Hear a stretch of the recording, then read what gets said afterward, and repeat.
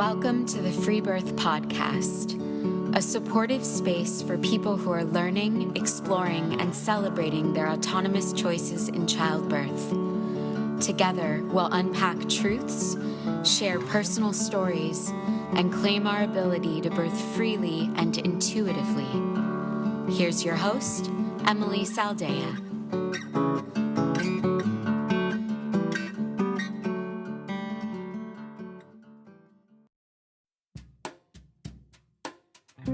Hey everyone, it's Emily and Yolanda. Hey! We want to tell you about our amazing new course because we just launched our pre-sale.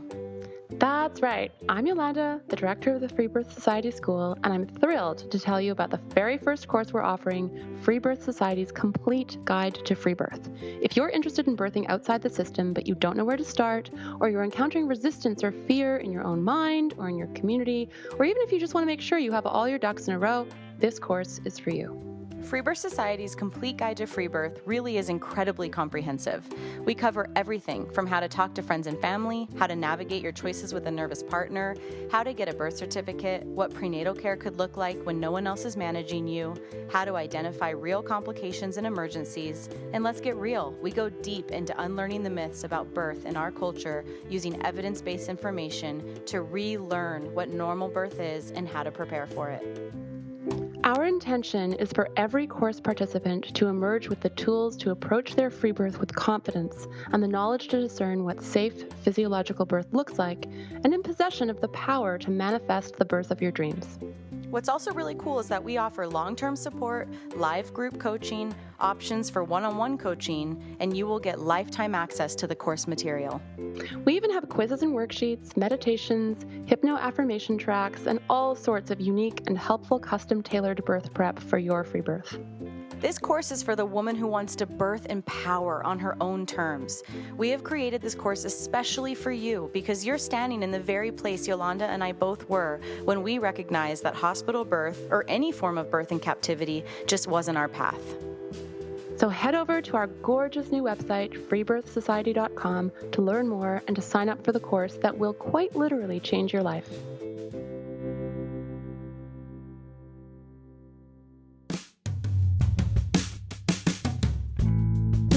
Finally, our first Breech episode, and a surprise Breech no less. Today we are joined by Carrie from Nebraska, who after her first birth in the hospital was told that she was unlikely to be able to have another vaginal birth. Carrie tells us her incredible tale of carrying past 42 weeks, birthing her daughter who was a surprise breech, and how her cord was wrapped 3 times around her neck.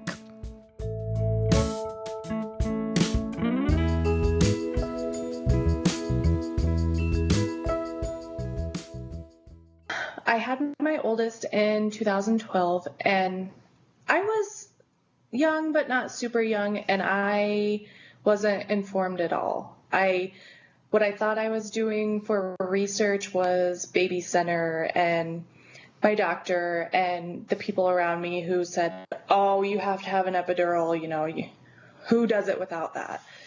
And so I went through my pregnancy just doing whatever my doctor said, and at his birth, I didn't even have a birth plan. I kind of just went in thinking, okay, they're going to deliver the baby for me. They'll tell me what to do. Wow. And it was full of interventions. I had an epidural, and that led to Pitocin, and then I had an episiotomy that I didn't consent to. She didn't even tell me she was doing it. Then she sectioned him out, and finally he was born. But in the meantime, it was pretty traumatic. They threw the oxygen on me, and were worried about bleeding. And afterwards, my doctor tells me, oh, you're so lucky that you didn't have to have a C-section. The baby wouldn't have come out if I, didn't give you an episiotomy and suck him out. And then she said, you will never deliver a baby vaginally bigger than him. Wow. And he was 6 pounds. Wow. What a statement. And it was kind of crazy because I'm thinking, I'm not a small woman by any means. I'm not petite. And so I asked her why, and she said, you have a very small pelvis and you just won't be able to deliver a bigger baby. So I walked away from there thinking, oh my gosh, she saved my baby's life. She saved my life. And Right. I can never have another baby like that. Oh. And so, I thought I had like this miracle thing. Right. Well, through my journey of motherhood with him, I kind of became more natural minded, I guess crunchy, whatever you want to call it. And yeah, I started educating myself, researching on, all the decisions I would be making. And then my husband and I actually got married. We weren't married when my oldest was born. And we started planning our second baby. And I really dove into the research, and I decided I wanted to have an unmedicated birth. So I started looking into my birth options in Nebraska, and I got really discouraged because not only do I live in Nebraska where there aren't a lot of midwives, there aren't a lot of home births that I knew of, but I also live in central Nebraska, so I'm 3 hours from Omaha, which is the big city where there was a birth center. And so I continued to see the doctor that I saw with my oldest. And as I started to refuse things like the quad screen and the DTaP vaccine, she was kind of treated me terrible about it. When I asked for an alternative to the glucose test, she said, well, we don't have one. I'll just put you refused it. And I was kind of in that transition mode where I wasn't ready to completely not have any care, but I was just kind of lost. Like, why am I being treated so terrible? So I actually made a Facebook post that I was frustrated. And a friend of mine that lives in Dallas, Texas, who has had home births said, I know of a doula close to you. Let me get you in touch. And I got in touch with her, and she said, well, why are you continuing to see this doctor? Why are you going to birth with her? And it just kind of clicked in my head, like, why am I doing this? And so she told me about a midwife, a CNM in a hospital that's an hour and a half away. So I made an appointment with her, and I went and I talked over everything, and I felt really good about things. She said, you don't want to get the vaccine, don't get it. I support you. She said, I won't clamp the cord until you're ready. Those kind of things that were really important to me at the time. And so I felt really good about it. And I went into his birth, and after his birth, I thought it was amazing. I did it without medication. I refused everything down to the IV. They were really respectful of my wishes. I left at 24 hours. And looking back, it's kind of funny because my doula had actually had a free birth about a year prior to me meeting her, and that was the first I had ever heard of free birth. I didn't know people did that. Right. And I always told her, oh, a home birth would be so amazing, but that's not for me. And I think mostly because I didn't trust myself, because my doctor told me I would never deliver a baby. Right. Vaginally bigger than my oldest. So when I met my midwife, I told her that, and she kind of looked at me and she said, we're not going to worry about that. She said, your body won't grow a baby bigger than you can birth. That would be very rare. And then my second son was born, and he was 2 pounds bigger than my oldest. And I kind of wanted to take a picture of him and send it to that doctor and say, see, look what I did. So how did that feel when you found out your baby was 2 pounds bigger? Like, how did that feel going against this story that you had believed for so long? I was in shock. I looked at my husband and I said, is the scale right? Do we need to reweigh him? And I just couldn't believe it. And my mom was with me. She's been with me with all my births. And I kept telling her, I can't believe he's so much bigger. And, the doctor was wrong. And I felt so good about it. And then my second son was 14 months old when I got pregnant again. And at that point, I had come so much further in my journey. All I could envision was a home birth. And I thought, how am I going to make this happen? Because in Nebraska, there aren't options for midwives at home births. Meaning that CNM, regulated midwifery is illegal. yes, CNMs are written into the law that it is prohibited that they attend home births. CPMs are not mentioned, but in the past, the county attorney has tried to prosecute them when things didn't go quite so smoothly with the birth they were at. And so most CPMs you find aren't interested in attending because they're scared. So I actually had talked to my doula again, and I said, I just don't know what to do. I want a home birth so bad. I feel like if I'm forced to go to the hospital, I'm going to run out in the cornfield behind my house and have this baby. I can't go back to the hospital. And not because it wasn't a good experience, but because, I don't know, I just had this feeling that I wanted to be in charge. I didn't want anyone to touch my baby until I was ready. Well, and you had already gotten a glimpse with your second birth. I mean, that sounds way it was better kind of than like the a first. transition and a healing. And so there was a small time where I didn't know what I was going to do. And then through talking to some friends who have had home births and unassisted births, and then my doula, who at that point had had her second free birth, she kind of said, just take a minute. You need to connect with yourself, envision your birth. Who's there? What, what's happening? What makes it perfect?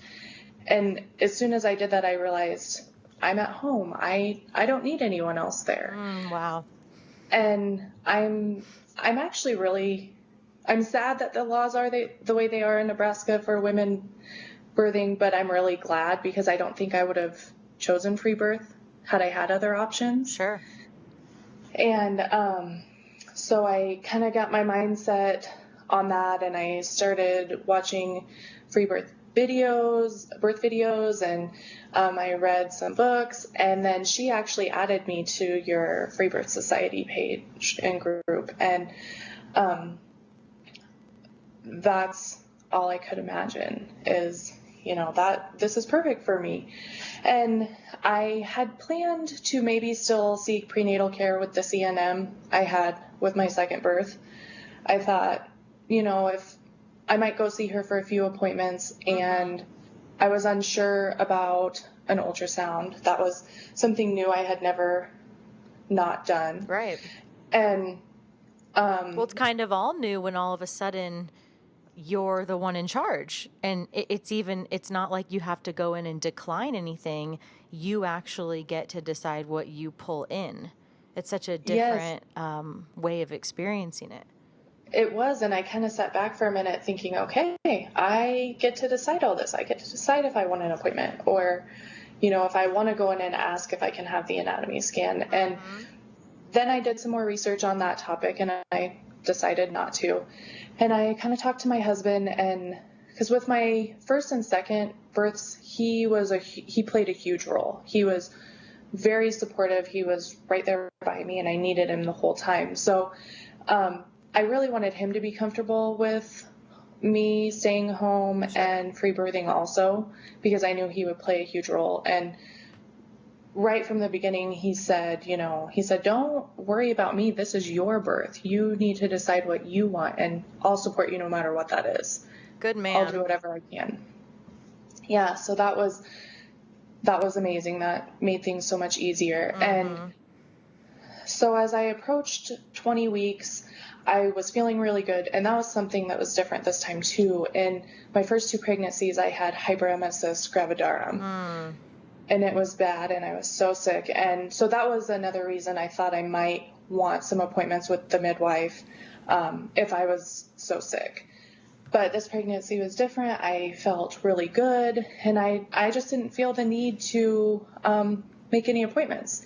Do you think that you did anything different to help you feel better this time?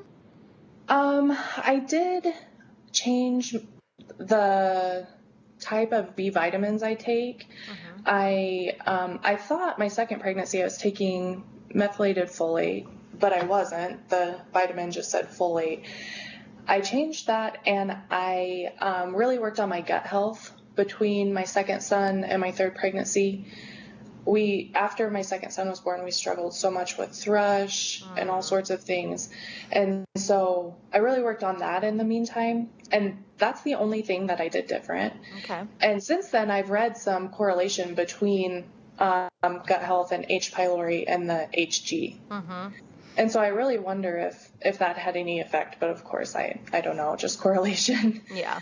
But so about 20 weeks, I told my husband, I don't think I really feel like I need to have an appointment, and I'm not going to have any of the tests. I'm not going to have the ultrasound or the blood test, and I can weigh myself at home if I want. I have a blood pressure cuff. I can check my sugar, whatever I felt. And he said, that sounds perfect to me, whatever you think. And so I kind of just went through my pregnancy, and it was so peaceful. It felt so good to not be so stressed out about taking my other two kids to the doctor with me and, making it to appointments and driving an hour and a half to those appointments. And my doula actually it came out, and we would just play around for fun and palpitate my stomach and do some fundal height and that kind of stuff, just so we could both learn. We knew it wasn't anything, clinical or medical, just for fun. And that's just kind of how I did my whole pregnancy. And I felt so good about it. And as I got my birth tote ready and my space ready and decided what I wanted, I just felt so much peace. And I kind of felt sad because I thought, I just can't imagine if I could have done this with my first two births, And there was a little bit of grieving time there for not having that before, but then I approached what my dates would be, 40 weeks, and that was something with my first two that was a big stressor. My first son was 40 weeks 6 days, and of course my doctor was, by my 41-week appointment, she had scheduled my induction for that day. Yeah. And at that point, I didn't know better then. I would have been induced, but he came the day before. And then my second son, he was 41 weeks, 6 days. And my midwife would have had to transfer my care at 42 weeks. And so I was so stressed out, hoping that I went into labor, hoping that I, wouldn't have to refuse the induction and be transferred to an OB. And of course they wanted non-stress tests and the ultrasounds to check the fluids. And it was not a happy time. I was so stressed out and just wanted him to come. And this time I'm coming on 40 weeks and I thought, this feels amazing. Right. I don't have to worry about anyone saying anything to me about. Well, nobody ever talks about that part. People think that, they hire this licensed, professional midwife and they're their midwife and they're going to home birth. And that is as far as the discussion seems to go with most people and their midwives. Nobody talks about, but if you're still pregnant at 41 weeks, which is very, very likely, especially for a primary birth, you're actually going to spend a week super stressed out, and you're going to probably get sweeps, and you're going to, be going to the hospital for NSTs, and she's going to be talking to you about castor oil induction, and you're going to, that is not what people know that they're signing up for with licensed midwifery. And of course, I'm not saying every single midwife does this, but it's a rare midwife who is licensed by the state who will also fudge the numbers and still attend a post 42, week birth. So that was something too. Looking back, I told my husband when I interviewed her, she said, I won't push induction, that kind of thing. But then once I got to 41 weeks and I was getting closer to 42, she was talking about castor oil and other what she called natural methods, which of course now I know are not natural. And then at my last appointment before I went into labor, I actually had to see the OB she works for because she was gone. And he said, as long as your tests look good and you're fine, I'll let you go past 42 weeks, but you'll have to deliver with me. And it's so crazy. Because of their licensing.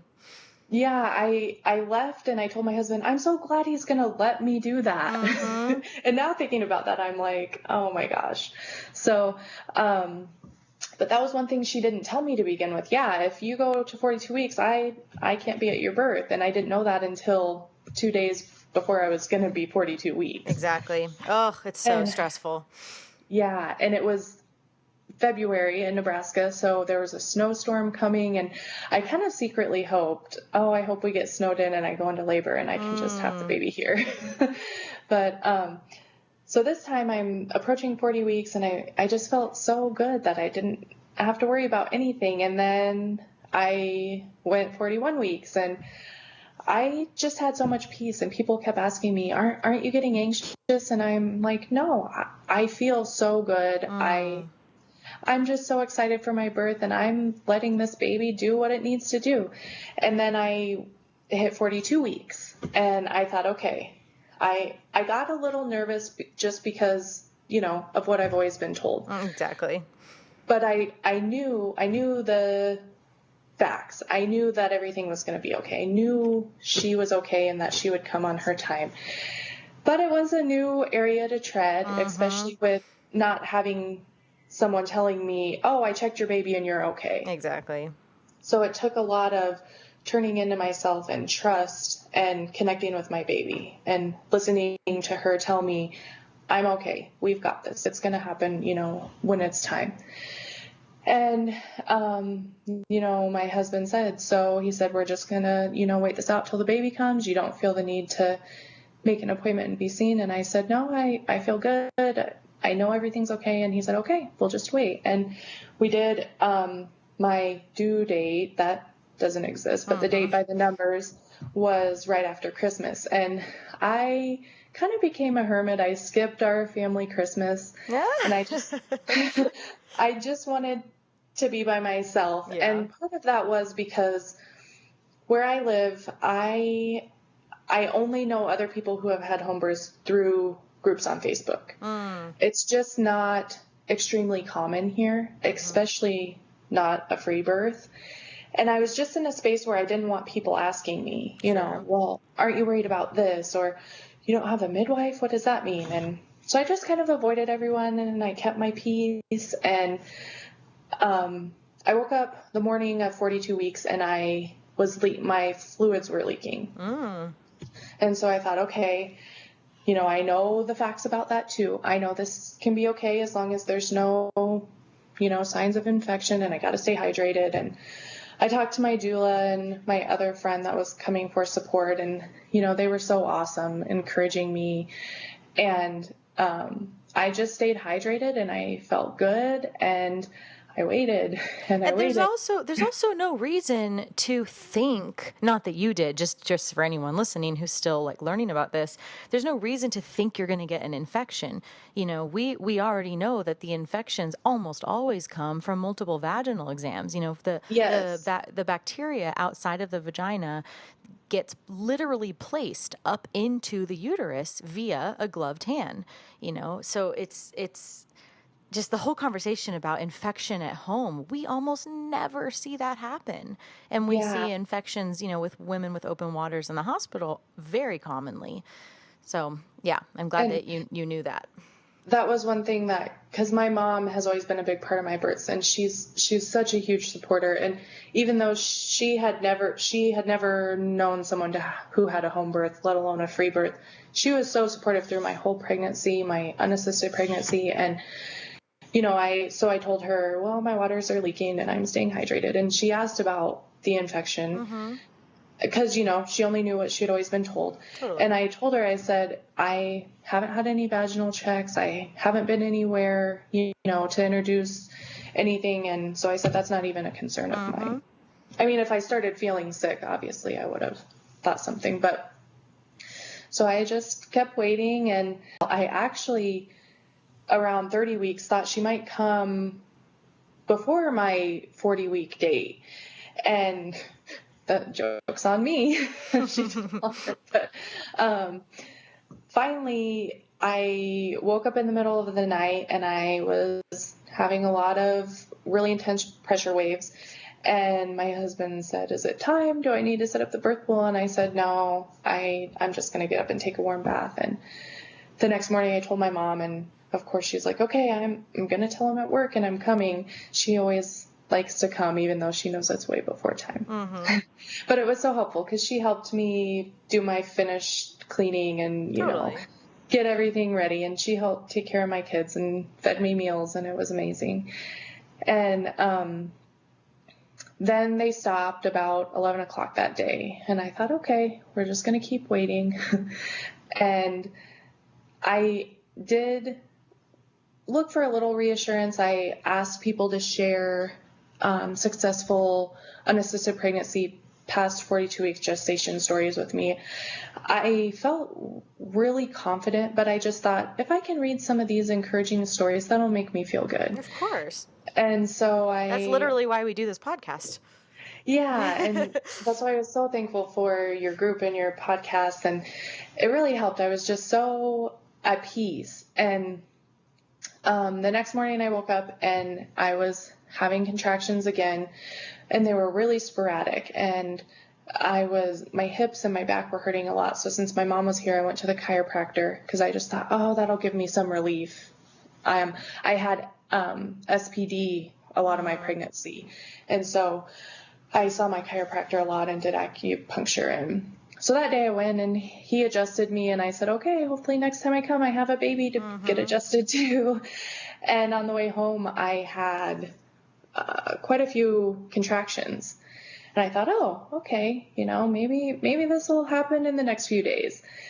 And I got home and I rested and I ate, and by supper time, they were really starting to get intense. And my husband came home and they were eating, and I went up to my bedroom and I was by myself and it was dark, and I had my salt lamp, and I just kind of sat there, and I was so glad. I just said to myself, I'm so glad I chose this journey, because who knows where I would be sitting right now at 42 weeks and 5 days. Yeah. You know, or what stress I would be having.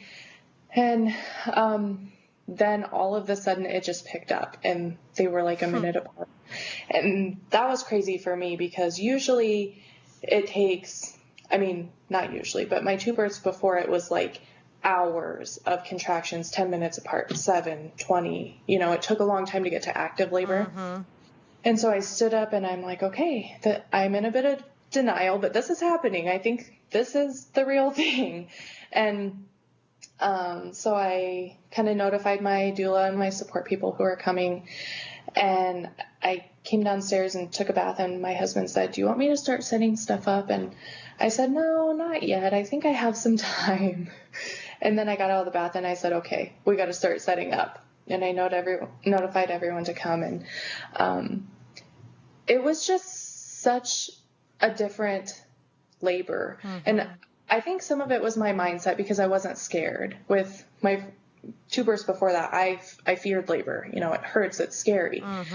And so it was such a different mindset that I'm excited about this. I was so excited to be at home in my birth space and the people I love to be here. And it just seemed like it was peaceful. I wasn't in pain. I, you know, went through my contractions, and for a while I was in the bathroom, and I came back out and I sat down on the chair in the kitchen and I ate some fruit that my mom had cut up, and they were blowing up the birth pool. And I said, okay, I am ready to be in the pool.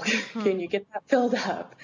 And it was right at 11 o'clock. My doula arrived and I got in the birth pool, and I remember saying, oh, this is heaven. It was just like such a relief. Like, that's just exactly where I needed to be at that time. And I thought, okay, you know, I probably have 4 or 5 more hours. I'm just going to get comfortable and ride these waves. And then my friend who was coming for support, she showed up, and it was only about 45 minutes and she was born. And I had actually been kind of sitting and leaning back through my contractions. That's what felt good. And all of a sudden I felt this urge to get up on my knees and lean on the back of the birth pool. And until that point, I hadn't felt myself. I hadn't checked myself. And I reached in and I could feel her right there. She was about 2 inches up. And what could you feel? Well, I didn't know what I was feeling. Right. And in my head, I said to myself, that feels awfully pointy for a head. But I had never felt before. Right. And so I thought, oh, okay, well, that must be what it feels like. Right, totally, of course. And I wanted to ask you also, when you were like palpating for fun with your doula, and did you have any sense of position? I know this was a surprise, but like, was it one of those pregnancies where the baby kept flipping around into breech and head down, or did you have any sense of it? That was the odd thing. We couldn't tell. Even she was like, okay, I think, this is the butt and this feels like the bobblehead, but we couldn't really tell. And she was not a super active baby. Mm-hmm. She was pretty calm in utero, and I felt what felt like kicks up in my ribs and hiccups down low. And so I wasn't sure. And I do remember at like 39 weeks telling her, I said, I don't know if she's head down, or the baby. I didn't know if it was boy or girl, but it's hard not to call her a she now. Yeah, of course. I said, I feel like the baby flipped, and I'm not sure, because I did feel the position move, and it felt very different. But I just couldn't tell. Yeah. And the thought ran through my head, okay, what if the baby's breech? But then I never really approached it again. I just thought, how it'll be is how it's meant to be, and it'll happen. And it's kind of funny. I have a little group of friends I've met online, because where I live, it's hard to find other people who parent like I do, or, a lot of things here are mainstream. And anyway, I was talking to my friend, and she said, it was like 2 days before I went into labor, and she said, what are you going to do if the baby's breech? She said, are you prepared to deliver a baby breech at home by yourself? And I just said, yeah. I said, I don't think the baby's breech, but if it is, I said, the birth will be what it's supposed to be, and I'm not worried about it. But then after that, I never really thought about it again. Mm-hmm. And that's the thing. Like, I mean, once you're when you commit to free birth and you're at home and you're pushing, what are you going to do? I mean, you're going to like create an emergency and call 911 because you feel feet? That feels way more dangerous than just having the baby. Yeah. And so I never really thought about it again. And I think part of that was because I just wasn't worried about it. And did you look up, sorry, last question. Did you look up, like what to do if the baby's breech, and like learn about any particular things around delivering it? I didn't look anything up. I had, about the middle of my pregnancy, looked at the emergency childbirth manual, just so I had an idea of things that I guess other people consider emergencies. Right. Because my doula did ask me, she said, do you have an idea of things that you would want to transfer for? Because I'm about 35 minutes from a hospital. And so, she said, and I looked at her and I said, I can't think of anything. And she said, okay, so unless, you're bleeding out, you're not transferring. And I said, no. And, unless it's something terribly emergent. Mm-hmm. And, so I had glanced through that just because I wasn't super familiar with what a cord prolapse was, or shoulder dystocia. And the breech birth is on there. And I do remember it saying, don't pull on baby, let the body come out. But I never really went into detail with it. It's just something I kind of glanced over. Gotcha. And so I felt her, and I thought, okay, we still have a little bit of work to do. She's a couple inches up, but this is it. This is what I have been waiting for, this moment. I can do this. Yeah, and it's happening fast, it sounds like. And I really wanted to wait for the fetal ejection reflex to kick in.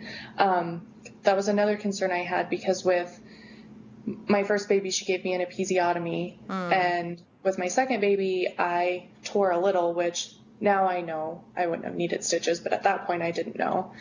And so I wanted to be relaxed and calm, and, you know, was hoping that I just wasn't sure where I have scar tissue down there, you know, how it would go.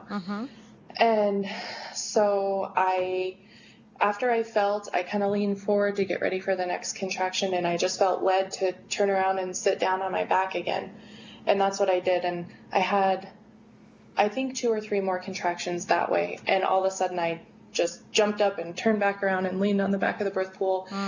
And my husband was right there. And I said, okay, I said, this is how the baby's going to be born. I need you to be ready to catch the baby. He said, okay, I'm ready. And I just remember all of a sudden my body started pushing, and I just kind of sat there upright, letting it happen. And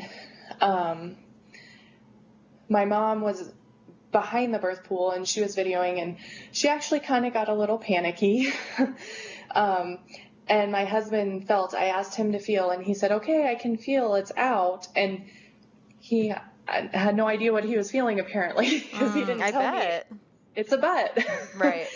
And so then I had a small break where my body rested, and I just kind of sat there and waited. And then it started bearing down and pushing again. And in the background, my mom kind of starts panicking more, and she's like, is everything okay? I think the baby's breathing under the water. And I turn around and I say, Mom, stop. Yeah, and, shut up.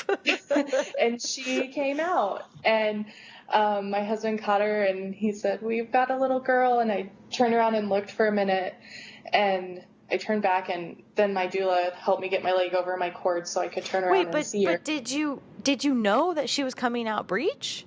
I had no idea. Oh my gosh, that's crazy. I had no idea, because I never reached down and felt again. I had my arms up. I was actually holding on to the rebozo my doula had around her back.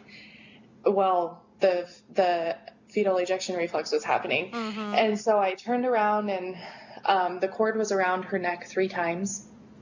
And so my husband unwrapped it, and he handed her to me, and I looked up, and my friend said, she was breech. And you can see it in the video. I look at my doula and I'm like, what? Yeah, totally. And my friend Emily says, no, she was breech. And my mom was still videoing, so she stopped the video, and they went back and looked, and she said, yeah, she came out butt first, and then her feet, and then her head, and she was breech. And that was just such a crazy rush of emotions, because first of all, I had just free-birthed my baby in my kitchen. And then I'm like, oh my gosh, she was breech. And she cried. She let out a pretty big roar, and then she was just calm, and we kind of sat in the birth pool. And my first 2 births, some reason I couldn't remember delivering my placenta. And so I was having the contractions for that, and it was really painful, and I was so peaceful my whole labor and her birth, and then all of a sudden I was like not. I was like, I'm done with this. Get it out, get the placenta out. Yeah, for sure. I said, is it supposed to hurt like this? I just want it out. And we tried to latch baby, you know, thinking that would help, and she wasn't ready, so we just kind of relaxed in the birth pool. And part of the story I forgot, my oldest son is 5, and he was so excited the whole pregnancy that he would get to be at the birth, because with my second son, it was the middle of the night, so we didn't wake him up to go to the hospital. And before he went to bed that night, he said, Mom, do you promise that when the baby comes, you'll wake me up? So when I reached up and I felt the baby there, I told my husband, you know, it's time to go get Cash, go wake up Cash.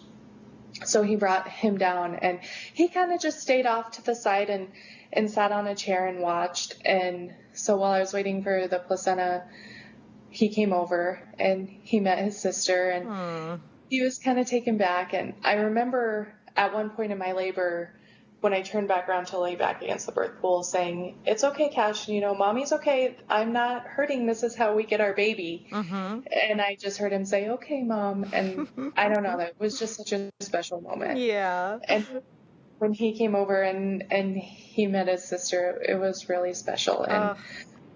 And, yeah, then finally the I decided maybe getting up might help. I was so uncomfortable that it was almost like the contractions for the placenta hurt more. Yeah, And I've heard women say that. Yeah, I don't know if it's because I didn't have a baby to look forward to. I already had my baby. But I kind of got upright a little, and it came out, and I put it in the bowl, and then I got out of the birth pool, and I rinsed off and came back to get her, and it was just so peaceful. She wasn't ready to latch, so we weighed her, and then they had made a nice space for us in the living room on the couch. We went there and just kind of relaxed and bonded skin to skin and waited. We lit the cord. I think we cut the cord at 3 hours. And I just kind of was taken back and soaking it all in what had just happened, and that she was Breech. Right. And because, I mean, you hear stories about that, and I knew it would be okay and I could have a Breech baby at home, but it's just not really something I thought would happen. Well, especially finding out after the fact. That's a trip. Yeah. So I'm wondering also, in the labor, because you had a labor without an epidural with your previous birth, like, did it feel different as she came down through your body without, the head leading the way and not having the head, be first coming, through the vaginal canal? Did it feel different in retrospect? It didn't feel any different. Everyone keeps asking me that, and they keep saying, what did you do different? Did it feel different? And it really didn't. If I would have been alone birthing, I would have never known. That's awesome. And it's so crazy and that's what's more crazy about people acting like breech birth is so scary and so different and, risky. And it's like, I didn't even notice. Yeah, I didn't. And I don't know if part of it helped that I was just so in tune and able to listen to my body and let it do the work, I wasn't force pushing her out. Exactly. And you didn't have an attendant who was pulling, and messing with the whole fetal ejection response. Yes. And at first, when I was sitting on the couch afterwards, I thought, man, I really pushed. I didn't want to have to push.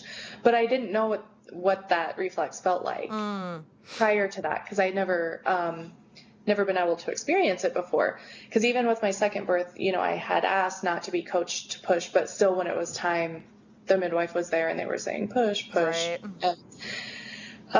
So, wow. Yeah, it was kind of crazy. And then I look back and I'm like, wait, I didn't push. I did, but that was my body doing it. Totally, and your baby. Stop it. Totally. Oh, wow. That is so awesome. And so how has it been? So how long ago was she born? She is 3 months old. Oh, so it wasn't that long ago.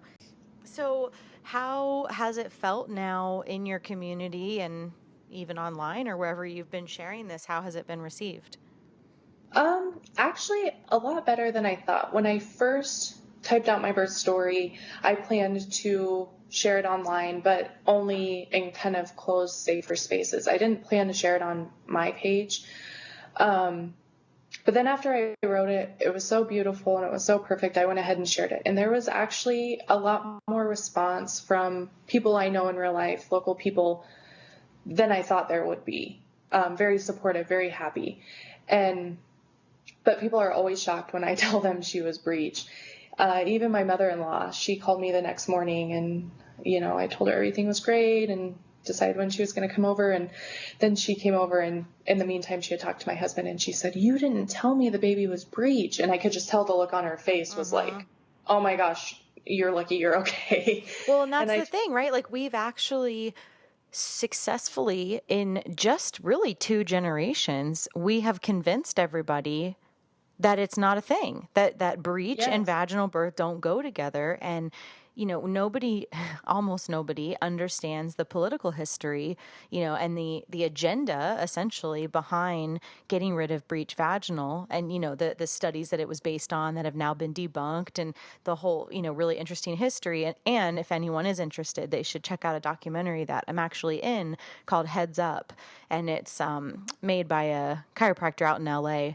And it's all about the history of breech in America and why it Oh, has I've become. never heard of it all. Yeah, I'll have to watch it too. I think you can just watch it on the website for a couple bucks or something, but it's worth checking out because it gets into, all the facts of how this came to be and how there's virtually no incentive in the medical model to bring breech back because everyone's quite comfortable, well, on the one hand, everyone's quite comfortable doing C-sections, right? Because they're surgeons. And on the other hand, nobody's teaching breech. And so we actually have this gap of this senior, elder providers, midwife or doctor, who know how to do breech. They're all fading off. There are very, very, very few that are still alive in America who genuinely support vaginal breech and who are teaching it. And so the waves of, doctors that are coming into the world right now aren't even learning it. So of course they're not going to support it because it's out of their scope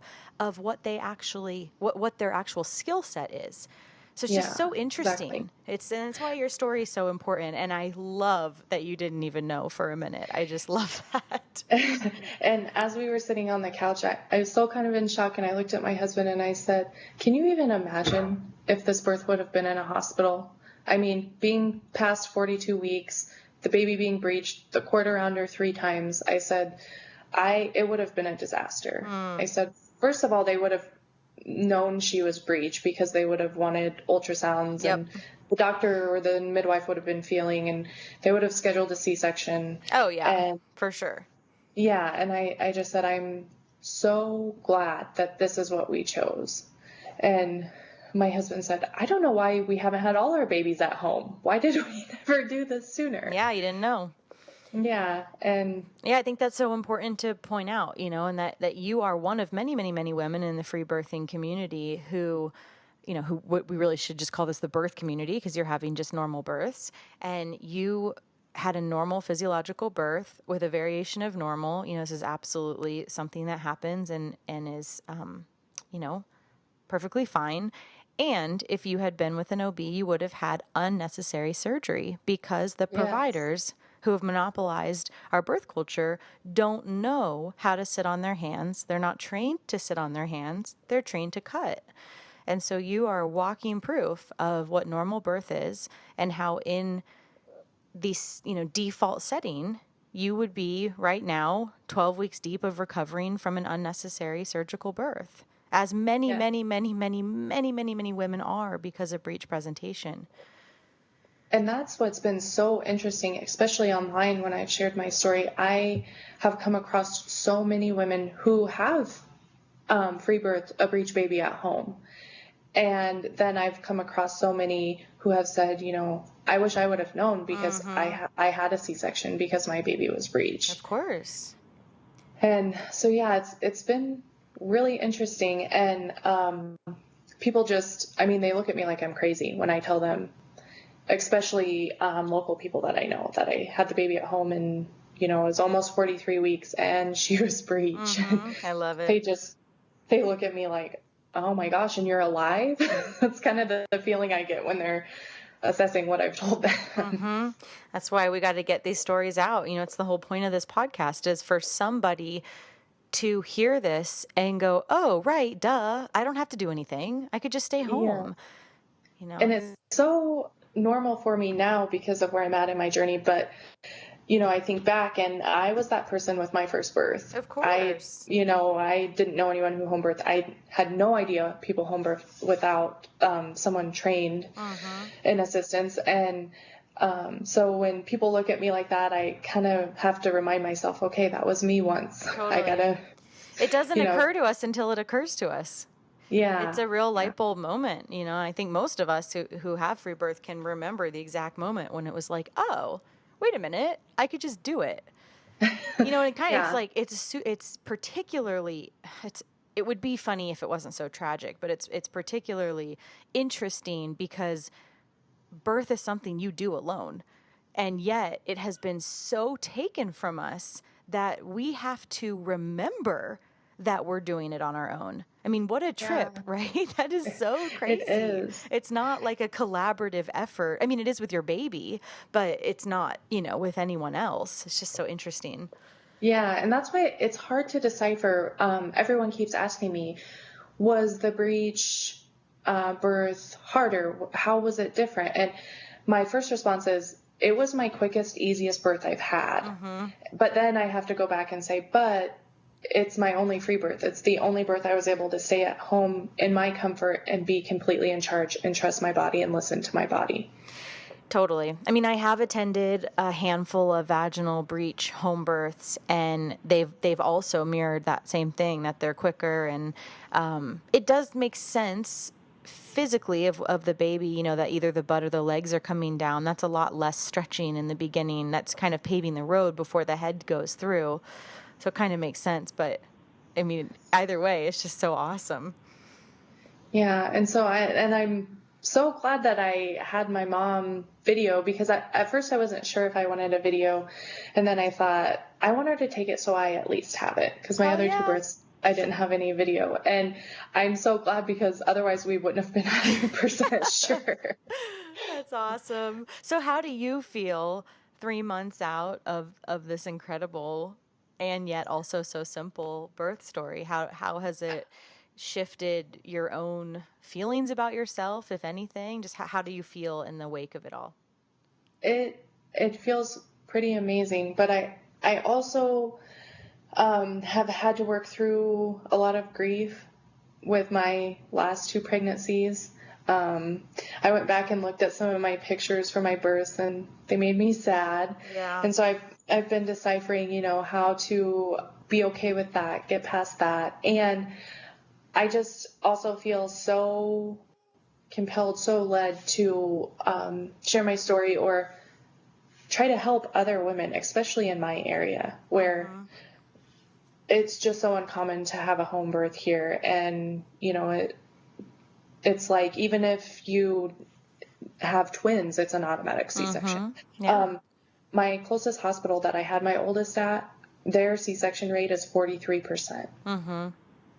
And so I actually I've kind of felt it for a while, but especially since Cora's birth, I felt so led to try to get my story out and help other women. I signed up to this summer start my journey to become a birth and postpartum doula. And I just hope that just, you know, sharing my story, reassuring women, and that we can start to make change with this, because I can't imagine had my, you know, birth gone any other way. Yeah, and you're an interesting case because you've had a birth in every setting. You know, you haven't had a C-section, but you've had a hospital birth and a birth center birth and a home birth unattended. Yeah. And now looking back, I really want to send something to that doctor I had to begin with and say, not only did I have a bigger baby, but I had a breech baby. Mm-hmm. Look at me now. And you told me You should. I mean, it wouldn't be hard to get, if you do a handwritten letter, to get their office and send a photo along. And I mean, I think that's a great idea. And I think it's important to remind doctors about their impact on us and the story that they said in your vulnerable, you know, hormonal, emotional time, and how that story was 100% not true. I think that would be really cool. Yeah, because I mean, looking back, I was this 22-year-old girl who I told my husband all my next babies are probably going to be C-sections because they'll probably be bigger than 6 pounds, and I can't have a baby vaginally bigger. I mean, I just believed that. It's so crazy. Why wouldn't you, right? We're literally taught to take their word as truth and to not question it, which is why, you know, what we're doing is so radical, because we're going, wait. I'm actually going to decide my truth for myself, you know, and society is like, how dare you, you know, but it's so important because this is our inner truth. And this is what's real. You know, only you can know your truth. Only you can, you know, create your birth experience. Only I can know mine. And it is the essence of taking birth back. And it, you know, that doctor tried to take it from you and you were like, no, actually, watch this. Yeah. And I'm really glad that, I mean, had I maybe had a baby sooner or not went down the path I did parenting wise and started learning more about natural ways of life, and then that led to, you know, I probably would have just believed her and went back and had whatever birth, she led me down, whatever path that was. Well, that's why you got to shout your story from the rooftop and share it. And, as you become a doula, you're a walking example of what normal birth is and can be. And, and I want to go back to something that you said about part of you having this gorgeous, normal, physiological birth experience also meant that you had to sit with the grief of the previous ones. And I think that's really potent. And I've heard other women say that as well. And maybe this is a stupid example, but it's like, having only eaten McDonald's and then having incredible organic local food and being really like, oh shit, that food's really bad, or like only terrible sex. And then you finally meet this safe, incredible, partner, and you actually figure out what making love is. And you have to be like, oh damn, it's part of really living in truth with your eyes open and, having these high experiences is that we do have to hold the past. And there is very much so a grief in that we didn't know better. That quote, do better, or know better, do better, and it is, I think go ahead. Even with my second birth being, I was only there 4 hours before I was born. I wasn't on the monitors. I didn't have an IV. I chose my position I birthed in. Even looking back, going through the birth videos of that, I was just like, because coming out of that birth, I thought it was amazing. And it was pretty amazing compared to my first birth.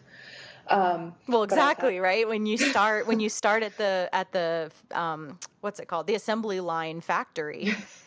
Yeah.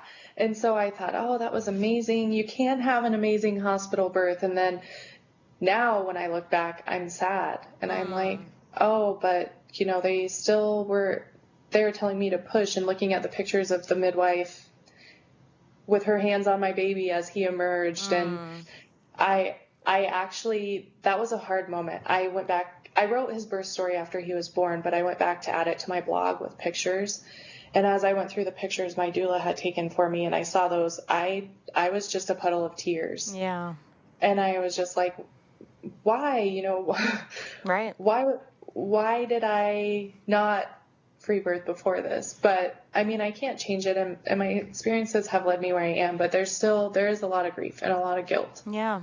And your children will have learned through your journey, from hospital to hands-on midwives to this, incredible free birth. They're going to have an accelerated learning process because of this, as are everyone listening to this podcast, and all the people that you will talk to, get to learn from us because we're using our voice and because you have gone through this. I mean, it's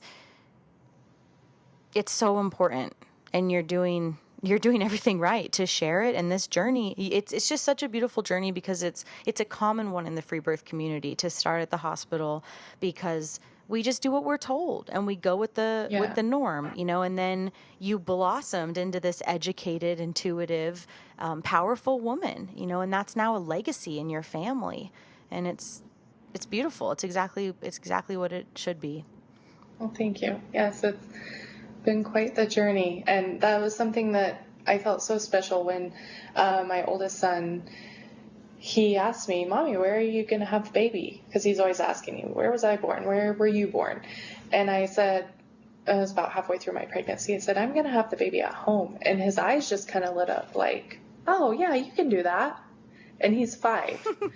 And afterwards he was just, he'd say, Mommy, I'm so glad that we were all here together when you had the baby. And I wasn't sleeping when my sister was born. And so that was really special too. And I also really want to point out that I feel that it was so important for my mom to see because she had unmedicated births with all of us, but in the hospital. And she'd only been around hospital births, and she did panic a little at the end, but afterwards she was just like, oh my gosh, this is how women are meant to have babies. Right. And, she was pretty embarrassed. She said, I'm sorry I was panicking. I hope I didn't ruin your birth. And I said, no, I didn't. And, well, so you're educating and you're healing people beyond just yourself through these kind of, actions. Yeah, so I feel really lucky that she was able to witness that too, because it really impacted her too. So That's it's kind awesome. of amazing. It's totally amazing. That's so beautiful. Well, thank you so much for sharing your story. I absolutely loved it and can't wait to get this out into the world. Yeah, well, thank you for giving me the opportunity to share it. And I don't know if I would have been brave enough to share a lot of it had I not joined the Freebirth Society and followed other women's stories. And so what you're doing for women is amazing also. Awesome. Thank it's so you. special. Yeah, I mean that's we learn best through stories. We're women. We're protectors of stories and sharers of stories. So, I think it is way more impactful for us to absorb, you know, hundreds of these positive birth stories than it would be to like read an emergency childbirth book. Yes. Yep. Absolutely. Yes. Awesome. Well, thank you so much, Carrie. Yeah, thank you. That's it for today, everyone. Join us next week for another episode of the Freebirth Podcast. Thanks for joining us, and remember, your body, your choice. Lots of love.